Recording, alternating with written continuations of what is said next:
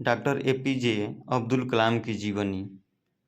भारत के इतिहास में कुछ ऐसे लोग हुए हैं जिनकी पहचान सिर्फ एक नाम से नहीं बल्कि उनके कर्मों से होती है। डॉक्टर एपीजे अब्दुल कलाम उन्हीं महान व्यक्तियों में से एक थे। उन्हें पूरा देश मिसाइल मैन और जनता का राष्ट्रपति कहकर याद करता है।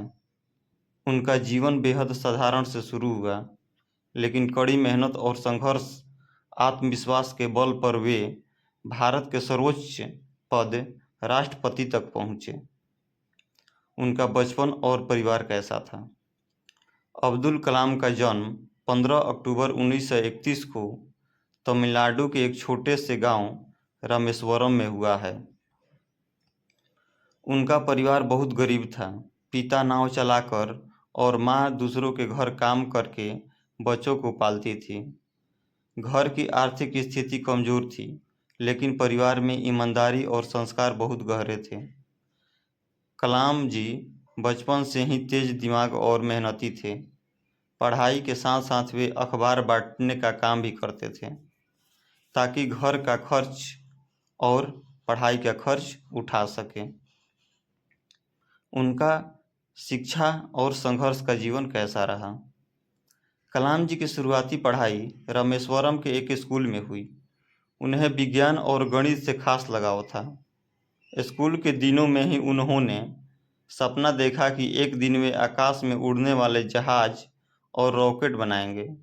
उन्होंने सेंट जोसेफ कॉलेज, तिरुचिरापल्ली से भौतिक में स्नातक किया और फिर मद्रास इंस्टीट्यूट ऑफ टेक्नोलॉजी से एरोनॉटिकल इंजीनियरिंग की पढ़ाई पूरी की। यहाँ भी पैसे की तंगी ने उनका पीछा नहीं छोड़ा। कई बार वे फीस भरने के लिए संघर्ष करते, लेकिन उनकी लगन ने हर मुश्किल को आसान बना दिया। उनकी करियर की शुरुआत कैसी हुई?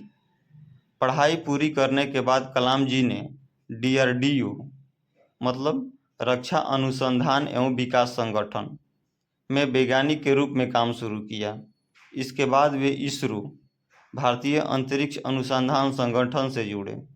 यहाँ उन्होंने भारत का पहला सैटेलाइट लॉन्च किया, SLV-3 बनाया, जिसने 1980 में रोहिणी उपग्रह को अंतरिक्ष में स्थापित किया गया।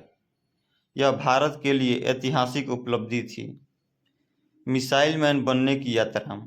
APJ Abdul Kalam missile man कैसे बने? कलाम जी का सबसे बड़ा योगदान भारत की रक्षा प्रणाली में रहा।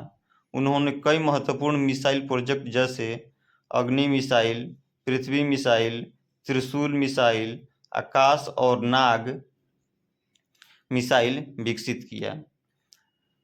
वे भारत के विकास में अहम भूमिका निभाई।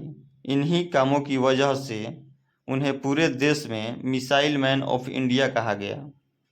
1998 में भारत ने पोखरण में परमाणु परीक्षण किया।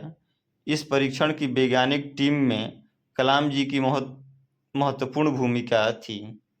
इससे भारत एक परमाणु शक्ति संपन्न देश बना।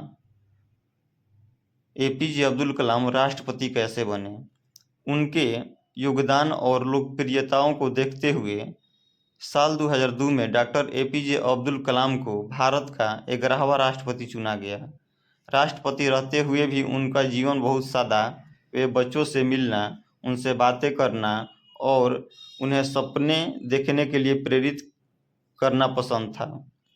इसलिए उन्हें लोग जनता का राष्ट्रपति कहते थे। वे हमेशा कहते थे, सपना वो नहीं होता जो हम सोते वक्त देखते हैं, सपना वो होता है जो हम जीत सोने ही नहीं दे।